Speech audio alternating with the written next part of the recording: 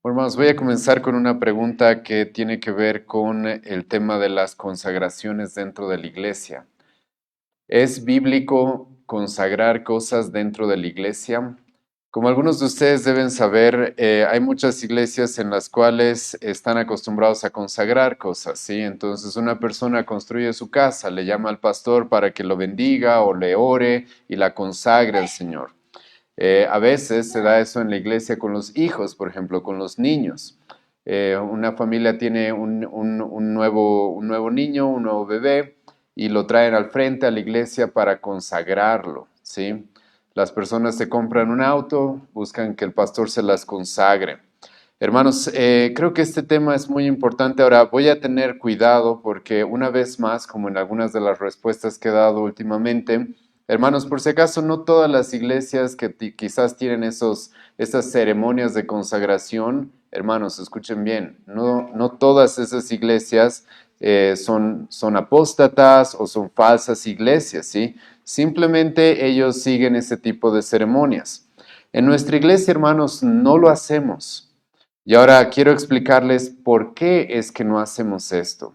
Sinceramente, dentro del contexto de nuestra ciudad y específicamente de nuestro país, yo considero, hermanos, de que ese tipo de ceremonias son residuos de lo que mucha gente ha aprendido en el catolicismo romano. En el catolicismo romano, hermanos, las personas tienen esa costumbre en nuestro contexto. Tú te compras algo y llamas al cura para que te lo consagre. Y entonces el cura lleva el agua bendita y bendice lo que te hayas comprado y así ya lo hemos dedicado al Señor, ¿sí? En nuestra época, hermanos, nosotros vemos que los católicos incluso hacen eso con la idolatría en nuestra ciudad. En nuestra ciudad, cuando hay las fiestas de las alacitas, las personas se compran ese tipo de ídolos a los cuales adoran creyendo que les van a dar algún tipo de prosperidad y les llevan a la iglesia católica, a los curas, para que los bendigan, ¿sí? Hermanos, muchas personas que han salido del catolicismo romano y luego se hacen parte de iglesias evangélicas o cristianas, algunas lamentablemente creo que ni siquiera se pueden considerar cristianas, vuelven a repetir esos patrones. Entonces nosotros vamos a comprarnos algo y vamos a pedirle al pastor que venga y nos lo bendiga. Y hermanos, están simplemente repitiendo lo que hicieron en el catolicismo romano dentro de la iglesia cristiana, ¿sí? Porque están acostumbrados a hacer eso. Y muchas iglesias, escuche bien, hacen cosas por costumbre, no porque realmente tengan un fundamento bíblico para hacer esto. Ahora, hermanos, esto es muy importante, lo que voy a continuar diciendo es muy importante para que tú entiendas qué es realmente consagrar algo al Señor. ¿Qué significa consagrar? La palabra consagrar significa hacer santo algo. La palabra santo tiene que ver con apartar algo, escucha bien esto, para un uso especial. Hermanos, nosotros dentro del cristianismo bíblico creemos de que tenemos que consagrar todo al Señor. Y quiero leerles un pasaje, hermanos, que está en Romanos capítulo 12. Escucha lo que el apóstol Pablo va a decir. Así que, hermanos, os ruego por las misericordias de Dios que presentéis vuestros cuerpos en sacrificio vivo, santo, agradable a Dios, que es vuestro culto racional. Escucha, hermano, nosotros creemos de que nosotros debemos hacer santo, consagrar, entregar al Señor como un sacrificio. Escucha, todo lo que tenemos, todo lo que somos. El apóstol Pablo acaba de decir nuestro cuerpo en sacrificio vivo. Pero ahora, ¿cómo hacemos eso, hermanos? ¿Cómo es que yo consagro algo al Señor? ¿Será que es suficiente con que venga y un cura le eche agua bendita o el pastor me lo ore o algo así? No he escuchado que el apóstol Pablo va a continuar diciendo, versículo 2. No os conforméis a este siglo, sino transformaos por medio de la renovación de vuestro entendimiento, para que comprobéis cuál sea la buena voluntad de Dios, agradable y perfecta. El apóstol Pablo, hermano, nos va a llamar a consagrar toda nuestra vida, a entregar nuestra vida, nuestros cuerpos, todo lo que somos en sacrificio vivo a Dios. Ahora, esto, hermanos, es producto del Evangelio. Yo quiero consagrar todo a Dios, hermano, no porque quiero que Dios me bendiga o me prospere en este mundo, sino porque he entendido el Evangelio. Si tú has leído el versículo 1 conmigo, el apóstol Pablo comienza diciendo, así que hermanos, os ruego por las misericordias de Dios. ¿Cuáles son las misericordias de Dios que el apóstol Pablo ha estado enseñando en la epístola a los romanos? El evangelio, hermanos, el sacrificio que Cristo ha hecho por ti y por mí. Entonces, esto es muy importante, hermanos, porque algunas personas consagran sus cosas esperando algún tipo de favor de Dios o prosperidad de Dios. Entonces, yo voy a consagrar mi casa porque así Dios me va a prosperar, o voy a consagrar mi negocio porque así Dios me va a prosperar. Hermano, el apóstol Pablo dice, tú tienes que entregar todo el sacrificio vivo. ¿Sabes por qué? Porque Cristo murió por ti. Esa es la motivación para el cristiano, para entregarle todo al Señor y decirle, todo es tuyo y todo quiero que sea utilizado para ti. Y ahora, hermanos, como les hice leer en el versículo 2, el apóstol Pablo nos dice cómo es que consagramos todas las cosas de nuestra vida. Y la forma es renovando nuestra mente y aprendiendo cuál es la buena voluntad de Dios. Hermano, ¿cómo tú consagras verdaderamente algo para Dios? ¿Sabes cómo lo haces? Utilizando aquello como Dios quiere que lo hagas. Y esto, hermanos, es muy importante. Y justo este día martes igual he tenido que lidiar un poco con estos temas. Porque, hermano, te pongo un ejemplo. Tú te compras un auto, ¿sí? ¿Qué es lo que hace ese auto que sea apartado para Dios? ¿El que lo traigas a la iglesia y que el pastor te lo ore? No, hermano, en cómo uses ese auto. Eso es muy importante. El que lo uses para la gloria de Dios. Hermano, hay personas que creen, yo me he comprado algo y ya ha venido al pastor, ha orado, ha impuesto las manos, etcétera, y ya es para el Señor. Sí, ¿y qué pasa si luego usas ese auto para pecar? ¿Y qué pasa si yo he visto personas así? Se compran una movilidad y lo utilizan para pecar. Hermano, ¿esto está realmente consagrado al Señor? Y hermano, esto es algo que realmente tenemos que renovar nuestra mente, porque también sucede, por ejemplo, con nuestros hijos. Entonces nosotros traemos a nuestros hijos adelante al altar en la iglesia y los consagramos al Señor. Y creemos de que yo ya se los he entregado al Señor. ¿Sí? No, no, no. ¿Qué es lo que va a hacer que tus hijos sean santos, apartados para Dios? ¿Qué es lo que va a hacer el que los hayas traído aquí adelante en la iglesia? No. Lo que va a hacer que ellos sean apartados para el Señor es que los críes como el Señor quiere que los críes. Es que los eduques, los disciplines, los entrenes como el Señor quiere que lo hagas.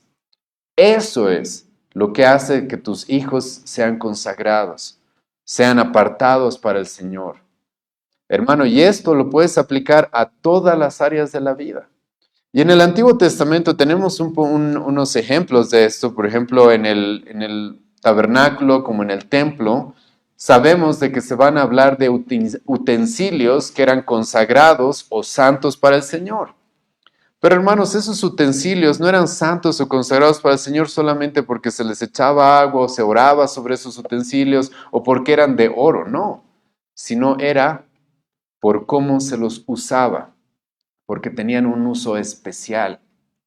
Y hermano, todo en tu vida, todo, absolutamente todo en tu vida, debe ser realizado como el Señor quiere que lo realices. Sea tu matrimonio, sea que tengas hijos, sea tu trabajo, sean tus propiedades, absolutamente todo debes tú buscar utilizarlo como el Señor quiere que sea utilizado. Y es eso, hermano, lo que hace que algo sea consagrado al Señor. No es simplemente una ceremonia, no es simplemente un rito que hacemos que hace que algo sea consagrado al Señor. Hermano, esto es muy importante. Justo este día martes incluso una persona nos preguntó eso. ¿Qué pasa si, digamos, me caso yo por lo civil y no me he casado en la iglesia? ¿Mi matrimonio no estará realmente bendecido por el Señor? Y hermano, esto es importante. La gente cree que lo que hace que mi matrimonio sea bendecido al Señor es de que un pastor ha orado, que un pastor ha hecho. No estoy diciendo, hermano, que no nos casemos en la iglesia, por si acaso. Pero ¿qué es lo que va a hacer que mi matrimonio realmente sea bendecido por el Señor?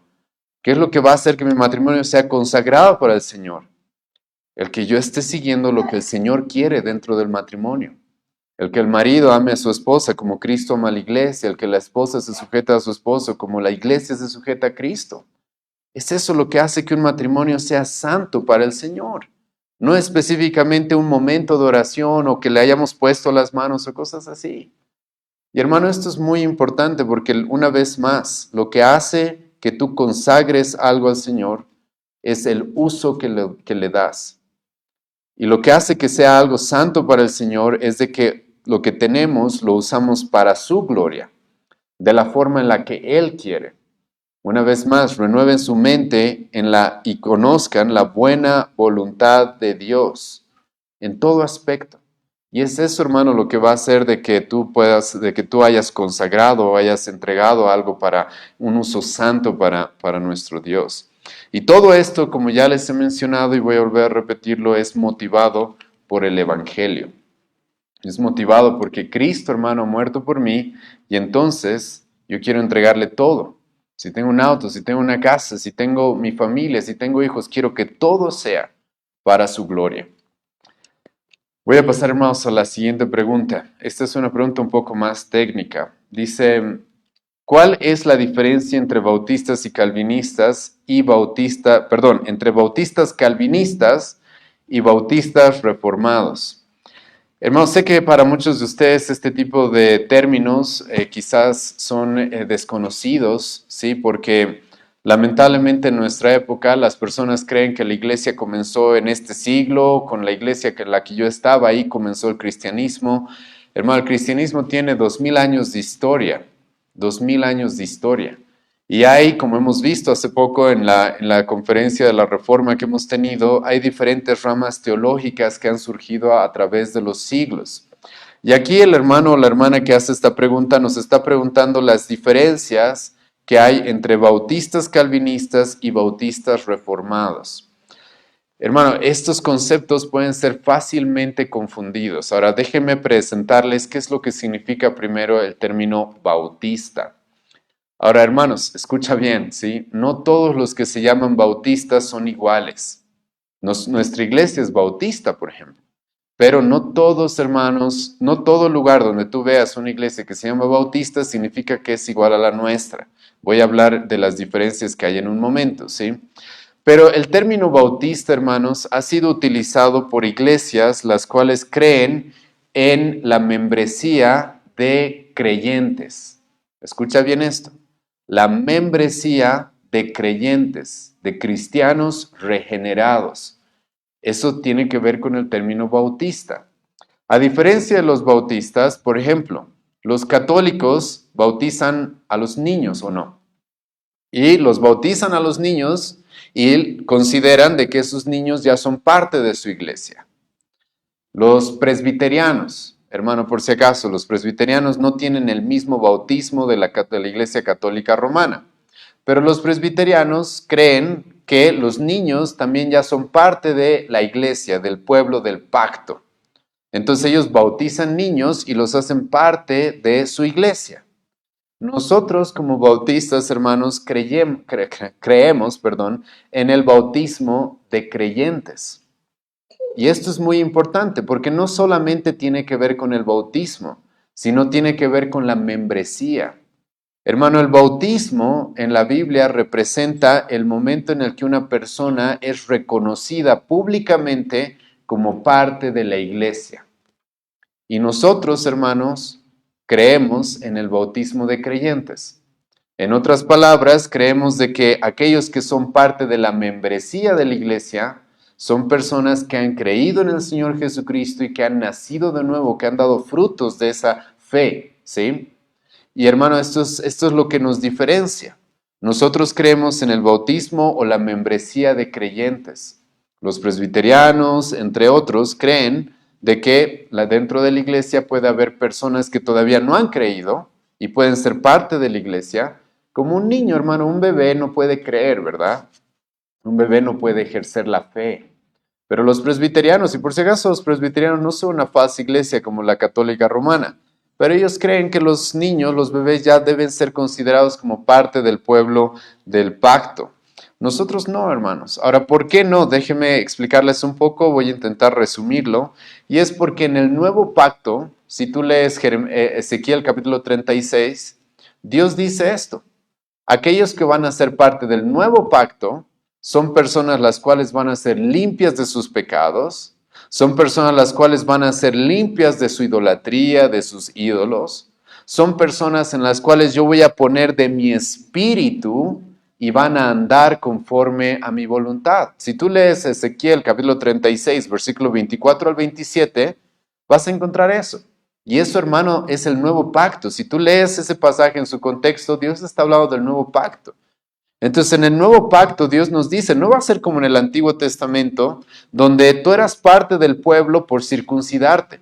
Y hasta los niños se los circuncidaba, ¿verdad? Y así se los hacía parte del pueblo. No.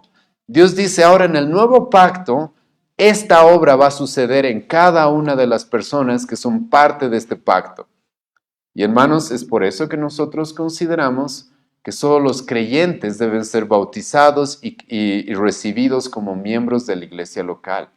Y eso es algo que caracteriza, hermanos, a los bautistas. Ahora, pero entre los bautistas, hermanos, igual hay diferencias.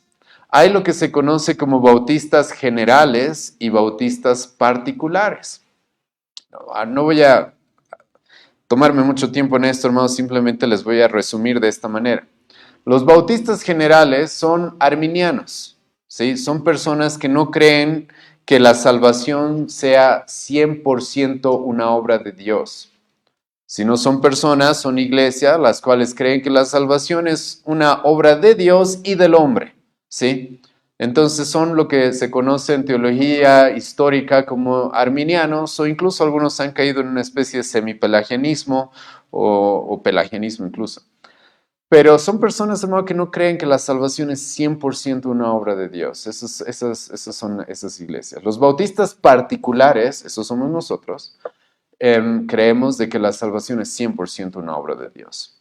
Incluso la fe es un regalo de Dios, ¿o no? Efesios 2, versículo 8. Por gracia sois salvos por medio de la fe y esto no es de vosotros, es un don de Dios. Y nosotros creemos, hermanos, de que Dios ha hecho todo para salvarnos y para salvar a un pueblo en particular. Cristo ha muerto por sus ovejas.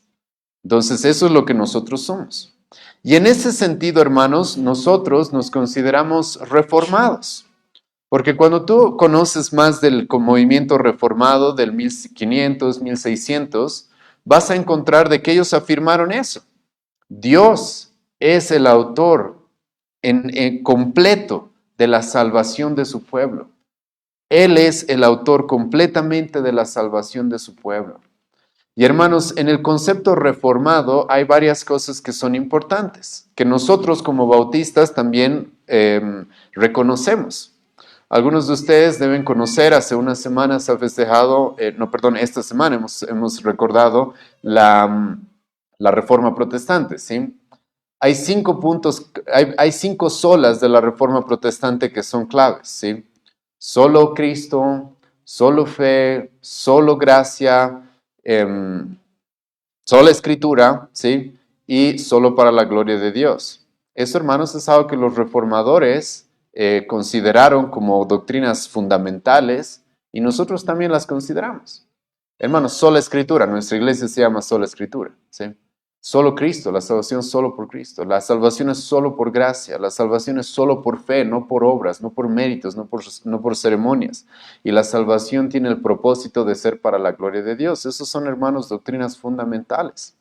Después de eso, hermanos, también se conocen como los 5 puntos del calvinismo, que tienen que ver con doctrinas ya más específicas, ¿sí?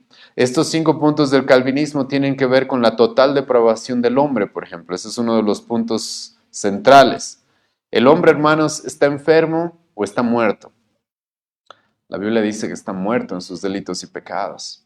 Y hay 5 puntos, hermanos, del calvinismo, los cuales tienen que ver con la total depravación del hombre, tienen que ver con la elección de Dios, tienen que ver con la muerte de Cristo. ¿Por quiénes murió Cristo? ¿Murió por todos o murió por sus ovejas? Nosotros creemos, hermano, lo que dice Juan capítulo 10, que murió por sus ovejas, murió por su pueblo, murió por su iglesia, ¿sí? En el tema de los 5 puntos del calvinismo también se toca la gracia. Hermano, cuando Dios quiere salvar a alguien, cuando Dios quiere llamar a alguien, ¿esa persona puede resistirse a ese llamado? Ahí los bautistas generales creen que sí. Dios puede decir, yo te quiero salvar a ti, voy a traerte, pero una persona puede resistir eso. Nosotros creemos que no, hermanos. Cuando Dios llama a alguien, como Jesucristo dice, mis ovejas oyen mi voz y me siguen. Dios cuando llama a alguien, hermanos, es un llamado irresistible. Así también nosotros creemos en la perseverancia de la iglesia, de los cristianos. De que Dios, hermano, a los que salva, no los va a perder, no va a perder ni uno solo. Jesucristo dijo, hermano, ¿cuántas de sus ovejas se van a perder? Ni una sola. Él dijo eso. Y estoy recalcándoles Juan 10. Y hermano, estoy haciendo esto porque no somos nosotros calvinistas porque sigamos a Calvino, ¿sí? Sino porque, hermano, la Biblia claramente enseña eso. Romanos capítulo 8, ¿qué podrá separarnos del amor de Cristo? Nada. Hoy día vamos a ver esto. Jesucristo en Juan capítulo 13 nos va a decir, yo los he amado hasta el fin. Hermano, ¿qué es eso? Eso significa de que aquellos que Cristo ha salvado, que son parte de su pueblo, nunca se van a perder.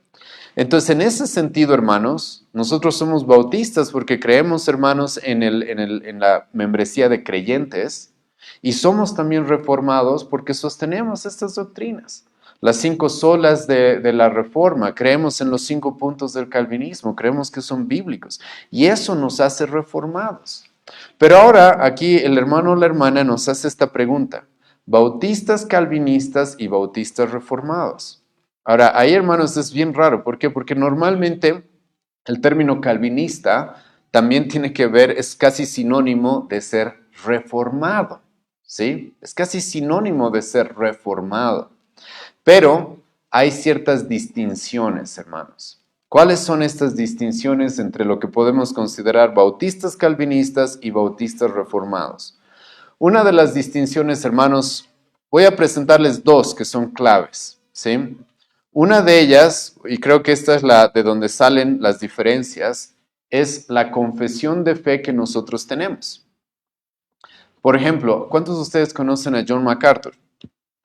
Espero que muchos, hermanos, un gran predicador, es uno de los más grandes teólogos que ha habido en el último siglo y expositores de la Biblia. Ellos, por ejemplo, hermanos, son bautistas.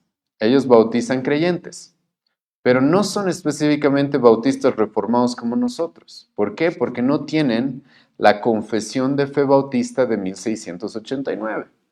Ellos tienen otra confesión, que es muy parecida a la nuestra, por si acaso. Es muy sumamente parecida. Yo la he leído, yo la conozco, pero no es igual. Y la diferencia que tenemos con ellos es el gobierno de la iglesia. Una de las grandes diferencias que tenemos con ellos es el gobierno de la iglesia.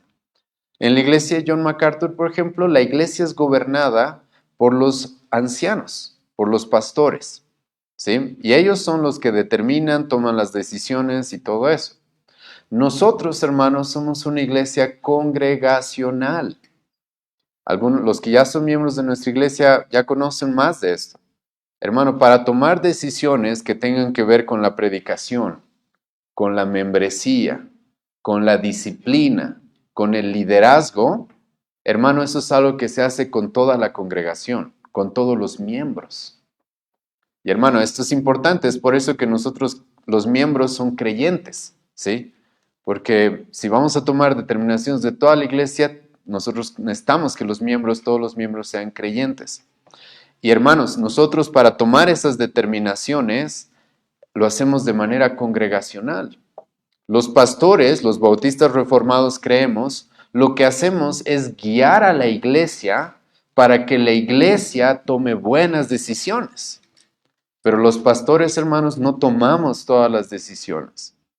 Y como he mencionado, hermanos, hay estas 4 cosas que la iglesia está involucrada.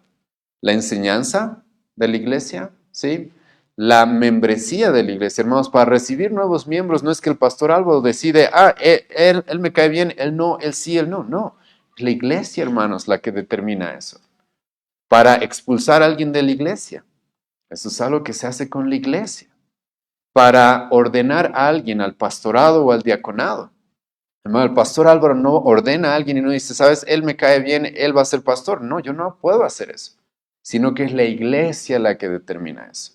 Y es eso, hermanos, lo que de manera más específica nos hace bautistas reformados.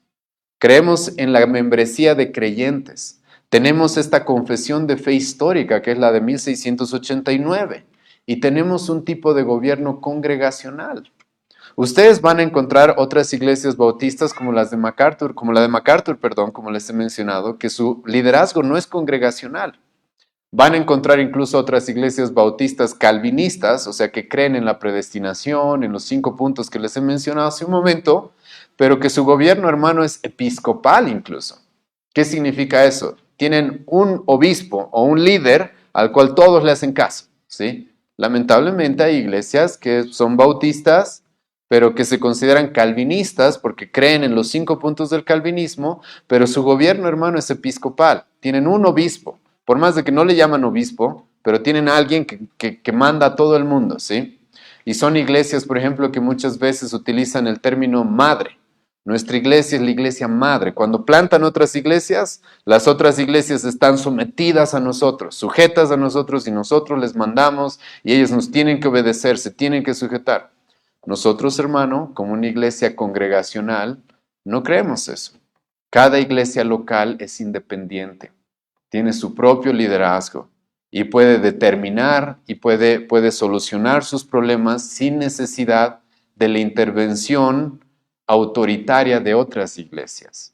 Y esas, hermanos, son algunas diferencias que nosotros tenemos. Ahora, por si acaso, las iglesias bautistas calvinistas son iglesias en muchos casos sanas, aunque hay algunas que yo conozco que están muy, muy mal, pero hay algunas que sí son sanas.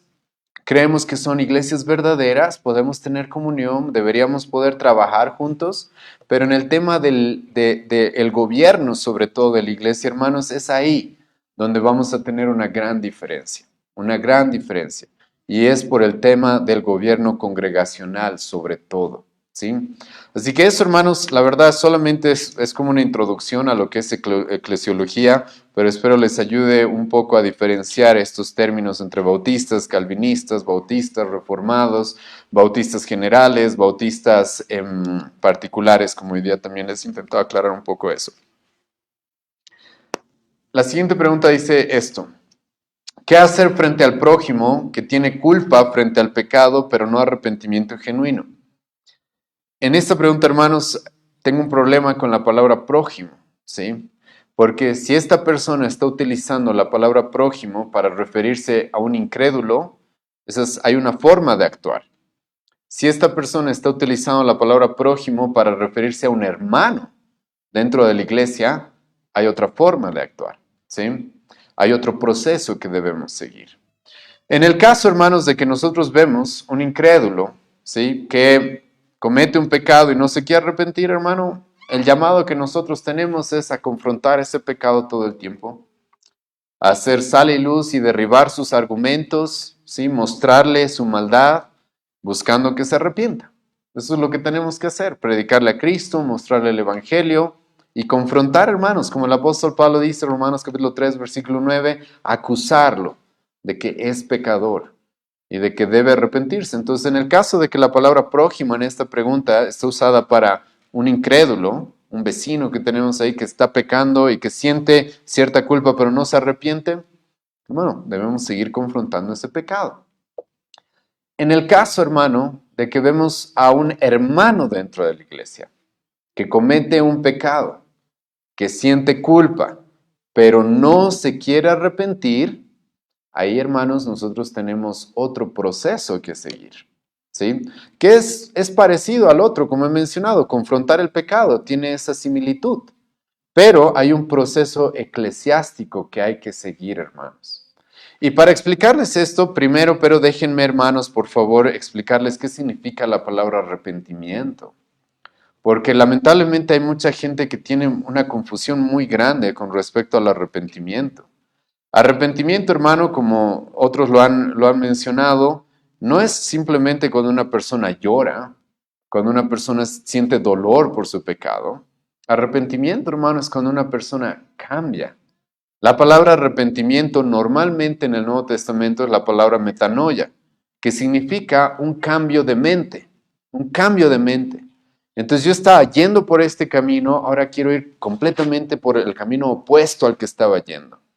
Hermano, esto es muy importante, porque muchas personas se dejan manipular de manera ingenua con gente que dice que se ha arrepentido, pero que sigue en sus mismos caminos, que realmente no ha cambiado, pero ha llorado mucho, ¿sí? Y hermano, tenemos que tener mucho cuidado con esto. Un arrepentimiento, un ejemplo de arrepentimiento que tenemos en el Nuevo Testamento, me gusta mucho en la historia de Zaqueo, Lucas capítulo 19. Hermano, Zaqueo, Cristo llegó a su casa, Cristo seguro le predicó el Evangelio, le mostró sus pecados como Jesucristo hacía. ¿Y qué hizo Zaqueo, hermano? ¿Simplemente lloró por sus pecados? No. Zaqueo dijo, sabes, voy a devolver lo que he robado. Si a alguien le he quitado algo que indebido, le voy a devolver incluso 4 veces más si es necesario. Hermano, cuando alguien está arrepentido, está dispuesto a hacer lo que esté en sus manos para restaurar, para arreglar lo que haya hecho. ¿Sí? Tú te das cuenta que alguien no está arrepentido cuando dice, ya he hecho esto mal, pero, ¿sí? Ahí el pero es el problema. Pero es que tú también, es que tú, es que lo otro, ¿sí? No, alguien que ha entendido, he pecado, ok, he hecho esto, ¿qué puedo hacer para solucionarlo? Estoy dispuesto. Si tengo que hacer 4 veces más, lo voy a hacer, porque estoy arrepentido. Entonces el arrepentimiento, hermano, se muestra por ese cambio de voluntad. No es simplemente porque alguien llora. Hace poco escuché eso, de que me dijeron, esta persona está arrepentida porque ha dicho que ha sentido dolor y que lamenta lo que hizo. No, no se trata de que lamentes lo que hiciste. Se trata, ven y arregla lo que hiciste, si realmente estás arrepentido. ¿Sí? Ahora, habiendo, hermanos, definido el arrepentimiento, les ruego que vayan conmigo a Mateo 18. Porque en Mateo 18, si el hermano o la hermana que nos hizo esta pregunta está hablando de un hermano, hay un proceso, hermanos, que tenemos que seguir. Si tú conoces un hermano que ha pecado, su pecado es claro, y dice que siente culpa, pero realmente no cambia, ¿qué es lo que tienes que hacer? Escucha lo que Jesucristo te dice en Mateo 18, versículo 15. Por tanto, si tu hermano peca contra ti, ve y repréndele estando tú y él solos. Si te oyere, has ganado a tu hermano. Hermanos, el patrón que Jesucristo nos da acá, les ruego que lo tomen muy en cuenta. Para que nuestra iglesia vaya bien, es, hermano, imperativo que cada cristiano entienda su responsabilidad. Cuando tú ves a un hermano pecar, hermano, tu responsabilidad no es venir a contarle al pastor. Es un error que algunos cometen, hermanos. Entonces ven a un hermano que peca y directo, pastor, le cuento que este hermano ha hecho esto, ¿sí? Hermano, no es tu responsabilidad hacer eso. Tu responsabilidad no es empezar a hablar mal de ese hermano con otros. Tu responsabilidad, escucha lo que dice acá, es tú ir uno a uno a hablar con esa persona. Hermano, esa es tu responsabilidad. No te quite, y hermano, estoy diciendo esto con mucha precaución, es tu responsabilidad. Hay personas que se quejan, ay, en la iglesia hay pecado. Hermano, en la iglesia siempre va a haber pecado, porque somos pecadores. Pero hermano, antes de quejarte en la iglesia hay pecado, tú tienes que preguntarte, ¿yo estoy cumpliendo esto? Porque si tú has visto pecado, es tu responsabilidad ir y confrontar ese pecado a solas. Hermanos, esto es muy importante. Algunos quieren darnos esa responsabilidad solo a los pastores. Hermano, es imposible. Imagínate el apóstol Pedro, hermano. 3,000 convertidos en su primera prédica. Hermano, ¿cómo él, el apóstol Pedro, o si quieres con los 12 apóstoles, cómo iban a poder confrontar el pecado de 3,000 personas? ¿Cómo iban a poder ver el pecado de cada uno? Como para ir a solas, uno a uno. Haz las cuentas, hermano, con cuántas personas tendrían que haberse reunido al día, ¿sí? ¿Y cómo podrían ellos haber conocido realmente cómo está? Hermano, es por eso que el cuidado de la iglesia se le da a la iglesia, a los hermanos. Tú quieres, hermano, que la iglesia vaya bien, tú quieres, hermano, que la iglesia camine en santidad, sea purificada, es tu responsabilidad velar por tus hermanos. Entonces Cristo dice, si ves a tu hermano pecar, ve y dile, tú estando solos. Si te escuchare, escucha lo que dice, has ganado a tu hermano. Este escuchar, hermano, significa este hermano se ha arrepentido. Entonces, si vas, confrontas a un hermano con su pecado, se ha arrepentido, hermano, como ya he mencionado, ya hemos definido el arrepentimiento, entonces ves que ha cambiado, ok, hermano, ahí se termina, listo. Hemos ganado al hermano. Ese hermano tal vez se estaba desviando, el pecado lo estaba queriendo endurecer, como la Biblia dice, pero hermano, lo hemos rescatado. Entonces, listo. Gloria a Dios, hermano, y qué alegría que tú hayas sido usado como un instrumento para eso. Pero ahora este hermano no quiere cambiar, no se ha arrepentido realmente, sigue en el mismo camino. ¿Qué hay que hacer, hermano? Escucha versículo 16. Mas si no te oyere, toma aún contigo a uno o dos, para que en boca de 2 o 3 testigos conste toda palabra. Hermano, este tema de los testigos ahora se trae aquí a nuestra mente porque, hermanos, ya he ido yo uno a uno a confrontar a un hermano con su pecado. No quiere cambiar. Ok, aquí tengo que traer testigos. Ahora, ¿quiénes son estos testigos, hermano? ¿Quiénes son estos testigos? Estos testigos, hermano, escucha, no son tus amiguitos que te van a dar la razón a ti siempre, ¿ya? Los testigos, hermanos, son personas que han visto el mismo pecado, que son testigos claros del pecado que ha cometido esta persona. O escucha también esto. Estos testigos podrían ser personas que van a evaluar la acusación que tú has hecho. Hermano, esto es muy importante, porque tú también te puedes equivocar o no. Podrías haber ido a acusar a un hermano de pecado, pero tú te equivocaste, tú viste mal. Tú no estás discerniendo bien las cosas. Entonces, con testigos, hermanos, se resuelve eso. Entonces los testigos van a ver si realmente aquí había pecado, no había pecado. Tal vez ellos han visto el mismo pecado o ellos nos van a ayudar a evaluar si realmente la acusación es verdadera. Y entonces, hermano, tu hermano no quiere cambiar, no quiere arrepentirse, ve con testigos. Haz una reunión con 2, 3 personas. Y hermano, aquí Jesucristo está siguiendo el patrón del Antiguo Testamento. Cuando había un juicio, hermano, contra alguien, ¿qué se hacía? No se podía condenar a alguien como culpable sin testigos. Entonces Jesucristo aquí nos dice, hermano, esa es la sabiduría que Dios nos ha dado. Ve con testigos. Agarra 2 o 3 personas, las cuales sean testigos de todo lo que se está haciendo, de lo que se está acusando, que puedan dar fe. Sí, esta acusación es verdadera. Y hermano, con los testigos, si realmente se verifica que la acusación es verdadera, confrontan al hermano y le dicen, cambia, hermano, arrepiéntete, ¿sí? Arrepiéntete, no sigas por ese camino. Entonces, hermano, no te quiere oír a ti uno a uno, vas con testigos. Y se le da tiempo, obviamente, al hermano para que reflexione, piense, se le da tiempo para que orar por ese hermano que está en pecado, pero ya se le ha hecho una confrontación, una acusación con varios testigos.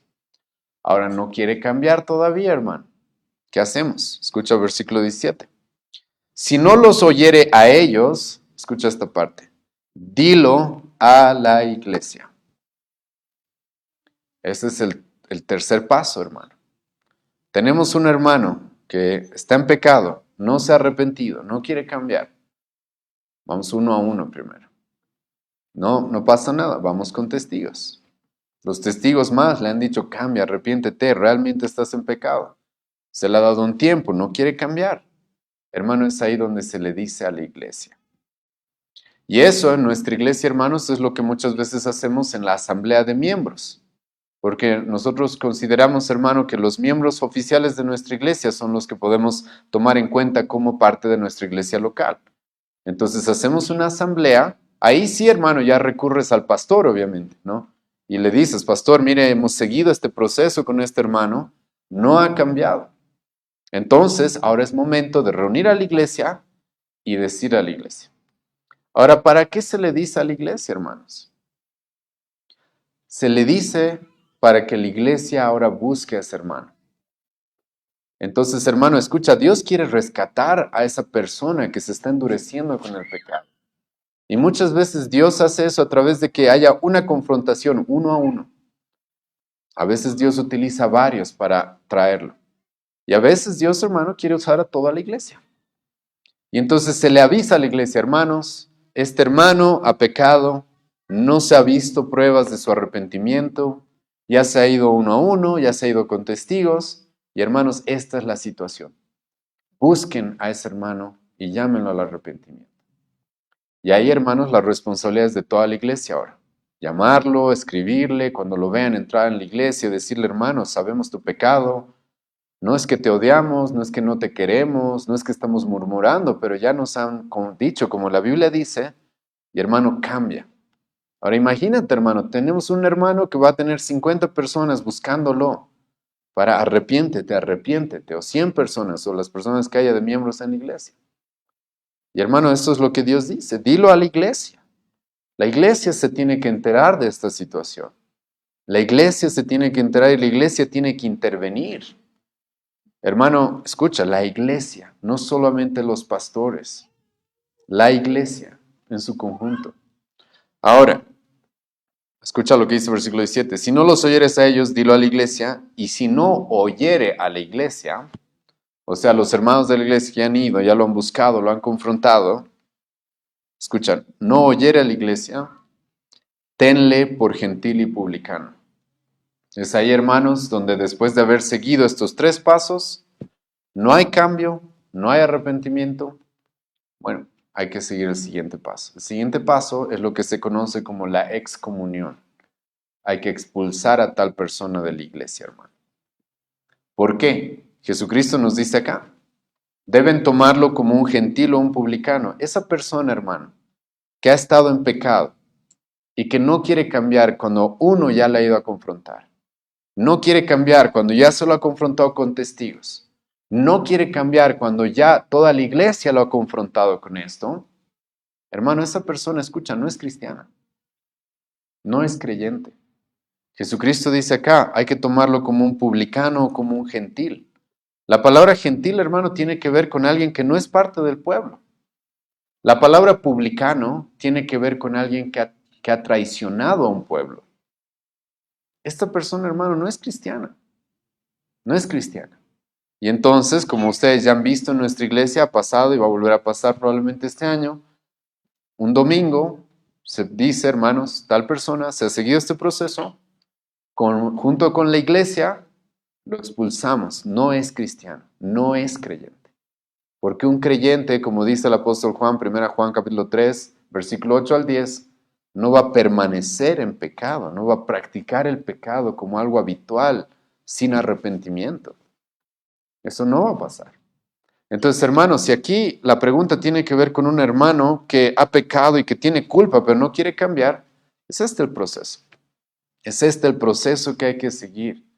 Y hermanos, escucha, este proceso es muy importante por estos puntos más quisiera tocar antes de terminar, ¿sí? Uno, es por el bienestar, hermano, del pecador. Si no se sigue este proceso, hermano, con una persona dentro de la iglesia que está en continuo pecado y no quiere cambiar, esa persona, hermano, podría creer que es cristiana hasta su muerte. Y hermano, cuando uno muere creyendo que es cristiano, se va a encontrar con Cristo y Cristo le va a decir, yo no te conozco a ti, ¿o no? Hermano, ¿qué es mejor? Que esa persona se entere cuando llegue a la presencia de Cristo que no era cristiano y ya no hay más oportunidad, que se entere ahí, o mejor que se le diga aquí. ¿Qué es mejor, hermano? Es mejor que se le diga aquí, no eres cristiano, arrepiéntete, cambia, ven a Cristo. Porque, hermano, si esa persona se entera después, ya no hay más oportunidad. Ahí lo único que va a escuchar es, apártate de mí, maldito, yo no te conozco.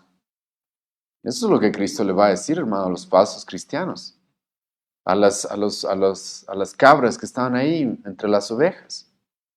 Entonces, más vale que hoy día, hermano, les advirtamos, porque todavía esta persona expulsada de la iglesia podría llegar a la salvación. Todavía hay esperanza. En segundo lugar, hermanos, esto es muy importante por la pureza de la iglesia. Por la pureza de la iglesia, hermano. En la iglesia, hermanos, siempre va a haber pecado. Pero lo que hace a una iglesia, escucha esto, verdadera. Lo que hace que una iglesia sea verdadera es que la iglesia va a lidiar con el pecado. Escucha bien, siempre en cualquier iglesia, la más pura, va a haber pecado. Pero las iglesias verdaderas van a lidiar con el pecado, como Jesucristo nos dice acá. ¿Y por qué? Pablo nos dice, 1 Corintios capítulo 5. Porque un poco de levadura, escucha lo que dice Pablo, puede leudar toda la masa. Entonces queremos, hermano, que la iglesia no va a ser perfecta, pero que ande en pureza, que ande en santificación. Tenemos que seguir esto. Porque si permitimos que el pecado siga sin que se lo confronte, sin que se haga esto, hermano, Pablo dice, esto va a leudar toda la masa. Y por no confrontar el pecado, por no, hermano, seguir la disciplina que Jesucristo nos manda acá, hay muchas iglesias que dejan de ser iglesia, ya no son iglesias. Tú puedes ver esto, hermano, en Apocalipsis 2, Apocalipsis 3. Jesucristo le dice a las iglesias, si ustedes no quitan a esta persona, si ustedes no lidian con esto, si ustedes siguen tolerando estos pecados, estas falsas doctrinas, yo les voy a quitar el candelero. En otras palabras, ya no van a ser iglesias, ya no más. Podrán llamarse iglesias, pero en realidad tienes un nombre, pero estás muerto. Mi hermano, eso es grave. Porque una iglesia podría dejar de ser una iglesia verdadera. ¿Por qué? Porque no se está lidiando con el pecado. Entonces, hermano, es por el bien del pecador, es por el bien de la iglesia. Y en tercer lugar, hermano, es por el bien de Cristo. Es por el honor de Cristo. Hermano, es muy distinto cuando la gente en el mundo ve pecado en la iglesia y como no se hace nada, ¿qué dice de nosotros los incrédulos, hermano? ¿Qué dicen? Ah, sí somos cristianos, peor incluso que los demás. Acabo de escuchar eso, ¿o no? Y hermano, el nombre de Cristo es blasfemado. El nombre de Cristo es blasfemado. La gente dice, ah, esa gente que cree en Cristo, así son, ¿sí? ¿Quién está siendo blasfemado ahí, hermanos? Cristo. El apóstol Pablo dice en Romanos capítulo 2, las personas que dicen que son cristianas, pero andan viviendo en hipocresía y en pecado, al final terminan haciendo que el nombre de Dios sea blasfemado. Pero hermano, cuando lidiamos con el pecado dentro de la iglesia, estamos, hermano, haciéndolo por el honor del nombre de Cristo. Estamos diciéndole al mundo, ¿sí? No, nosotros los cristianos no somos perfectos, no somos perfectos. Pero en la iglesia de Cristo no se tolera el pecado. En la iglesia de Cristo se lidia con el pecado. ¿Por qué? Porque la iglesia de Cristo debe ser una iglesia la cual se purifique y sea santa y cuando llegue a su presencia sea sin mancha, pura, bella. Y hermano, esto es por el nombre de nuestro Señor Jesucristo, porque su evangelio no sea blasfemado, no sea despreciado. El apóstol Pedro nos dice en su segunda epístola de que porque las iglesias soportan el pecado y las falsas doctrinas, el camino de la verdad es blasfemado. El evangelio es blasfemado, hermano. Y como ustedes mismos me acaban de aceptar eso, cuando tú vas y predicas el evangelio, hermano, muchas veces te dicen eso, los cristianos son peores que los otros, ¿sí? Y te soy sincero, esa es la verdad en muchos casos. Hay muchas iglesias que se llaman iglesias y que no se lidia con el pecado y que los mismos pastores son unos ladrones, son unos adúlteros, son unos engañadores y como no se hace nada, el mundo ve eso, hermano. Y luego el mundo, hermano, ataca a Cristo. Porque cuando tú y yo nos llamamos cristianos, lo que estamos diciendo es nosotros estamos siguiendo a Cristo. Hermano, nosotros estamos representando a Cristo en este mundo. Es por eso que Pablo, hermano, en 1 Corintios 5, cuando habla de la disciplina, va a decir eso. Hermanos, recuerden a Cristo, Él es nuestra Pascua. Pablo le va a decir eso a los corintios. Es por Cristo que nosotros tenemos que expulsar a los pecadores que no se quieren arrepentir. Es por el bien de nuestro Señor Jesucristo. Entonces, hermano, esto es muy importante y esa es la forma en la que debemos lidiar con un hermano que está en pecado y que no quiere cambiar.